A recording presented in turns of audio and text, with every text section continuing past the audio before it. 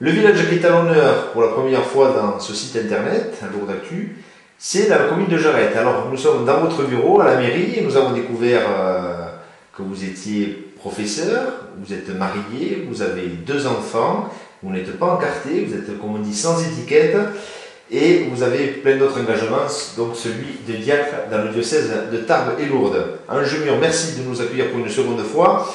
On a parlé longuement, on a décrit le village avec sa particularité d'avoir 3 hameaux et plus la commune de Jarette. On va parler des travaux réalisés lors de votre dernier mandat, puisque vous en êtes à votre 2e mandat. Alors quels sont les travaux que vous avez réalisés lors de votre dernier mandat? Il y en a eu, je crois, pas mal. Oui, il y a eu pas mal de travaux, mais ce qu'il faut souligner dans ces travaux qui ont eu lieu au premier mandat, c'est que c'est surtout une continuité de ce qui était engagé par les autres collègues maires qui ont succédé et qui ont été au village. Je pense à Christian Fayero qui avait fait 3 mandats préalables et qui avait impulsé toute une politique qui, par la force des élections et par la force du fait qu'il ne se représentait pas, nous a amené à conclure certaines des actions qu'il menait. Bon, une de ces actions-là que nous avons pu mettre en 2003, c'est l'assainissement.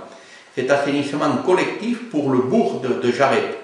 Assainissement aussi qui est projeté sur le hameau de Haïné, mais qui pour le moment n'est pas encore concrétisé, nous en sommes au stade d'étude. Donc ça c'est un gros chantier. Ça nous a permis aussi, sur des tronçons, beaucoup de tronçons du village, l'entrée, les sorties, etc., d'enterrer les différentes lignes et de mettre des éclairages publics. Les collègues savent ce que ça représente en coût et en gêne et contraintes. Un grand travail aussi qui a été mené avec le Conseil général est celui de la déviation, le contournement du village de Jarette pour la vallée. C'est un contournement, c'est une bouffée d'oxygène pour la vallée qui avait besoin, avec les tracteurs, avec les camions, de continuer à vivre, d'exister. Il faut savoir qu'au-dessus de Jarette, du hameau d'Haïné, se trouve Artigues et se trouve Serre-Lançon, qui ont aussi une population qui est en explosion, qui est en train d'augmenter. Et cette déviation permet maintenant à des secours d'arriver, à des camions de passer. C'est un gros chantier qui a été mené là.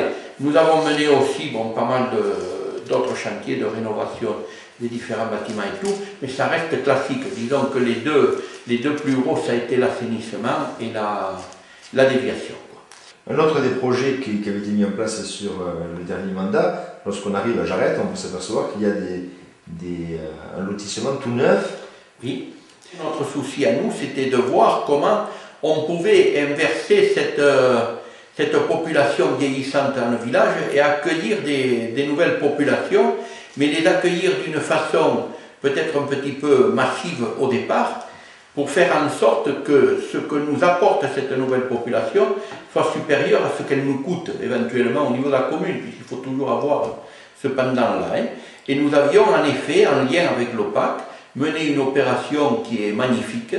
Pourquoi je dis qu'elle est magnifique? C'est tout simplement parce que ceux qui habitent, il n'y en a aucun qui est parti, donc ceux qui s'y trouvent bien, et que les voisins se sont bien intégrés, puisque personne ne m'a donné à ce jour de doléances, et qu'aujourd'hui, quand vous arrivez dans le village, ça fait partie des maisons les mieux décorées, les mieux illuminées pour Noël.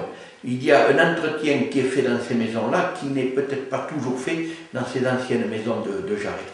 Donc je dis que bravo à ces gens qui sont venus, qui ont su s'intégrer dans notre vie, et qui sont en train de construire leur histoire aussi dans ce village. C'est une belle réussite. Est-ce que c'était dur pour vous de faire intégrer ce projet dans une commune comme celle de Jarette? De toute façon, chaque fois qu'il y a des changements sur des habitudes et qu'un apport massif de population, c'est quand même 14 familles, mais on se doute bien que ça passe toujours avec des tirages. Parce qu'il y en a toujours qui ont l'impression de perdre des pans d'autorité, des pans de pouvoir, de créer des problèmes nouveaux. Mais la vie, c'est ça. La vie, elle est faite de toujours de nouveautés, mais toujours avec l'espérance de ce que nous annonce justement l'Évangile et cet accueil du prochain. Ouais. Aujourd'hui, donc, on peut se féliciter que tout se passe super bien. Du moins, me le dit-on comme ça. Pour le deuxième mandat, nous avons le projet d'amener l'eau sur le hameau de Louzoum. ceci en lien avec notre syndicat EAP. Nous avons également, bon, nous nous soucions toujours de cette population et comment on peut faire en sorte qu'elle continue à mener la vie qu'elle a menée et que Jared reste ce qu'il est, un village où il fait bon vivre et où on a envie de s'impliquer. C'est ce qui nous a amené à faire ce projet de maison intergénérationnelle et de petite crèche. Voilà, c'est un projet qui est presque finalisé, puisque nous sommes en train d'en faire le montage du budget et le montage juridique pour savoir sous quelle forme de statut et tout ça devrait être posé. C'est quelque chose qui devrait commencer à voir le jour fin 2009, début 2010. Quoi. Un autre grand projet aussi, c'est, Jarret était un petit peu en avance sur les autres communes, puisque nous étions dotés d'un poste, d'un plan d'occupation des sols, ce qui nous permettait de pouvoir gérer le village en termes de construction, en termes de bâti, etc. Et ce poste, nous sommes en train de le transformer, et il va devenir un PLU, plan local d'urbanisme, c'est la nouvelle appellation du poste. Voilà, ça fait suite à une étude qui a été faite globalement avec la communauté de communes à laquelle on appartient, la Baronnie des Alpes.